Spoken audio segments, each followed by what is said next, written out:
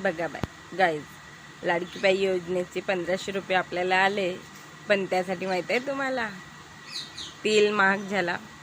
1700-1800 रुपये तेलाचा पिप्याचा रेट होता, आता 2200 आहे. सब्जी महाग झाली, सगळ्या गोष्टी महाग झाल्या. आपल्याला असं वाटत आहे की आपल्याला लाडक्या बाईचे पैसे तर मिळाले ना, तर त्या सगळ्या गोष्टी घ्यायला आपल्याला किती अवघड होत आहे, कारण किती सगळं महाग झालं. म्हणून म्हणतो की आपण जरी सरकार जितका देते तितकाच आपल्याकडून घेते, म्हणून सरकाराकडून घेण्याची अपेक्षा ठेवा नको. अगर तुम्ही सरकाराकडून घ्याल तर तो अजून आपल्याकडून दुप्पट पिटीनं रिपीट घेईल. म्हणून लक्षात ठेवा, लालच करणं चांगली गोष्ट नाही.